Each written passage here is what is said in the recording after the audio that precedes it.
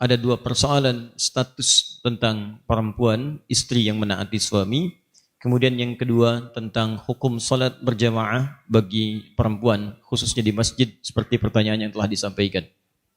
Yang pertama tadi telah kita uraikan dalam Al-Quran surah keempat An-Nisa ayat 34, bahwa ciri perempuan istri yang salihah diantaranya punya sifat qanitat, taat kepada Allah, ya, dengan cara menaati suami pada hal yang dipandang baik oleh Allah Subhanahu wa taala.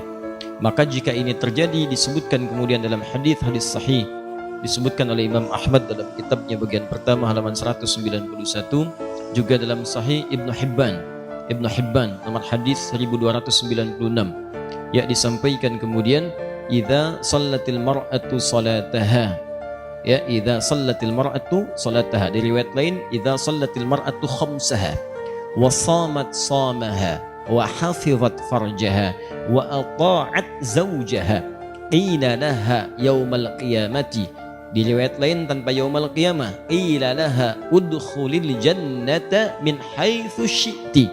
Di riwayat lain udkhulil jannata haitsu syi'ti. Baik, jika ada seorang istri, seorang perempuan, kemudian mengerjakan 4 hal dalam hidupnya. Yang pertama, dia menunaikan sholat fardu saja yang 5. Tidak pernah sholat sunnah selama hidupnya. Fardu 5 waktu. Ya, rumusnya 24, 4, 3, 4. 2 subuh, 4 zuhur, 4 asar, 3 maghrib, 4 isya. 17 rakaat. Kemudian wasamat somaha, dia hanya menunaikan puasa Ramadan saja selama hidupnya, dari baligh sampai dengan menikah, sampai wafat Ramadan. Tidak pernah puasa sunnah, Senin tidak, Kamis tidak, Ayyamul Bid tidak, puasa Daud juga tidak. Tapi kemudian wahafizat farjaha, dia menjaga kehormatan dirinya, tidak selingkuh, jaga diri, jaga kehormatan rumah tangga.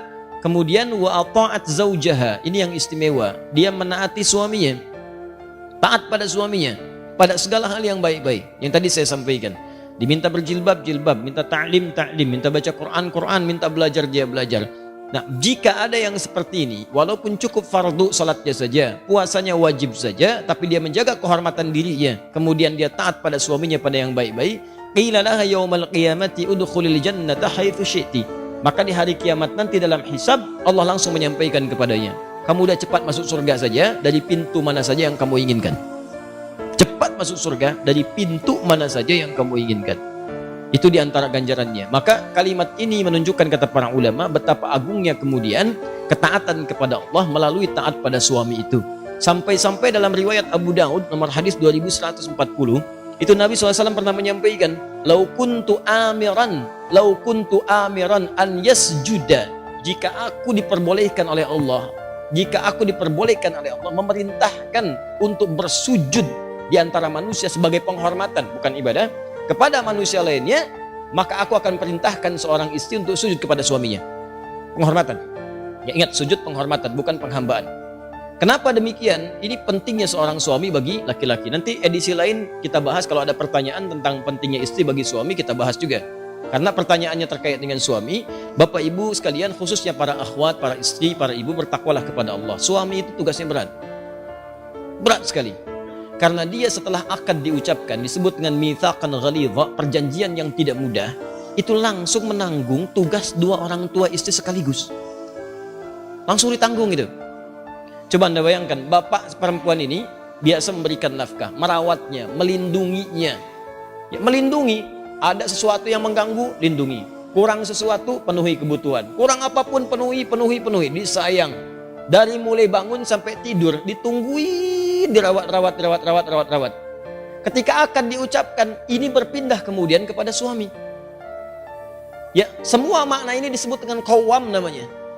Qawwam bentuk sifat mubalaghah atau superlatif dari kata qaimun, qawamun. Anda bayangkan, qaimun itu tegak, berdiri sempurna. Kalau kesempurnaan itu dijaga supaya nggak bengkok, jaga tegak, itu namanya qawwam.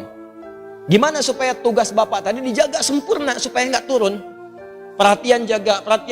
Makanya seringkali saya sampaikan, termasuk saya mencoba mempraktikkan, kita sering mendoakan. Ya, pada istri itu juga hati-hati. Kalau Anda mau marah berkata-kata kasar, ingatlah dia anak perempuan dari seorang ayah. Dia adik perempuan dari seorang kakak, kakak perempuan dari seorang adik, dia ibu dari anak-anaknya. Kalau adik antum yang perempuan dibegitukan, bagaimana perasaan dia? Kalau ibu antum dimaki oleh antum sendiri, bagaimana perasaan ibu antum? Jadi kalau antum mau maki-maki istri, tolong ingat-ingat dulu dia perempuan, ibu antum pun perempuan. Bayangkan antum memaki perempuan. Rasakan dulu seperti itu. Dan antum harus ingat, dia dititipkan oleh bapaknya kepada antum. Mudah bagi Allah memilih laki-laki lain, tapi yang dipilih Anda. Yang dipilih Anda gitu. Bukan pria lain. Kenapa? Karena yakin dengan Anda, dia bisa melindungi Anda, ya dia bisa Anda sayangi, dan Anda bisa mengambil tanggung jawab ayah perempuan tadi yang dimaksudkan. Jadi ibu juga bertakwa, jangan senyum-senyum. Takwa kepada Allah, karena tugas laki-laki itu tidak mudah, akan ditanya di hari akhirat nanti. Ya makanya kalau kata Nabi, ada manusia yang diperbolehkan sujud, kalau enggak saya perintahkan seorang istri sujud pada suami. Saking beratnya tuh suami mengambil tugas itu. Sama dengan tugas ibunya dulu, menyayangi. Dulu kan begitu, ibu kan kalau ada curhat tuh datang ke ibunya. Cerita, mama, si fulan kok sekarang perhatiannya kepada aku tinggi sekali. Ya, saat aku kuliah, bukan perhatikan guru, perhatikan aku. Ya, karena ketika aku tanya, kenapa sih kamu perhatikan aku terus? Itu, kerudung kamu warnanya lucu. Ya, bilangnya kerudung, padahal lihatnya orangnya gitu kan. Ya, lihat, kan. Sampai dia berkata, aku menyayangimu. Terus aku katakan kepadanya, gombal. Kalau kamu sayang, tuliskan namaku di buku nikah kita. Tuliskan namaku di buku nikah kita. Besoknya datang ke rumah melamar. Berani-beraninya gitu kan. Begitu datang mengambil tugas ibunya. Kan curhatnya kepada suami, cerita pada suami. Bahkan suami pulang kantor langsung curhat, tuh kan. Ada yang belum pulang ditelepon curhat juga. Anda bayangkan, belum beres tugas, lagi capek-capeknya gitu kan, ngerjain. Papa di ujung telepon sana curhat. Dengerin, itu kan gak mudah. Maka dari itu, bertakwalah kepada Allah Subhanahu wa Ta'ala untuk punya sifat saling menjaga. Memang tidak mudah, ustadz juga sama. Sama aja, apa dikira jadi ustadz bebas dari seperti itu? Tidak. Makanya jarang ada ustadz ceramah bawa istrinya, sangat jarang sekali. Jarang. Ini live ya. Nanti di rumah insya Allah. Nah, jelas ya? Pahamnya. Jadi dari situ, kita menjaga di sini, jaga jangan sampai tugas istri kemudian mohon maaf bertentangan dengan suami, suami pun berlebihan kepada istri. Ada keseimbangan. Nanti kalau ada pertanyaan khusus saya jawab juga bagaimana perempuan kemudian dimuliakan oleh suaminya. Nah, terkait dengan salat berjamaah ini, maka sebelum masuk ke sana saya sampaikan jika ada perintah-perintah suami yang tidak bertentangan dengan hukum Allah, taati. Surga, Bu. Ibu cari surga sampai keluar rumah, Allah kirimkan ke dalam rumah. Kenapa nyari keluar? Kenapa nyari keluar? Seorang ibu itu surganya banyak di rumah. Merawat anaknya, menyiapkan kebaikan-kebaikannya. Bu ya, ini saya kasih pesan nih. Ini di hadis Muslim nih. Datang perempuan Ansor kepada Nabi SAW. Kemudian mengadu, ya Rasulullah enaknya jadi laki-laki. Enaknya jadi laki-laki. Salat berjamaah bisa kapan saja. Haji bisa tanpa mahram. Tanpa mahram. Kemudian juga bisa berjihad. Kata Nabi, katakan pada teman-temanmu di sana. Katakan pada teman-temanmu di sana. Kaget perempuan ini. Ketahuan oleh Nabi, rupanya perempuan ini diskusi dengan teman-temannya. Membahas tentang laki-laki. Ditunjuklah orang ini sebagai perwakilan kepada Nabi. Coba kamu perwakilan nih, juru bicara kita. Sampaikan pada Nabi. Kata Nabi, sampaikan pada teman-temanmu di sana. Apa yang dilakukan laki-laki di luar rumah. Maksudnya para suami.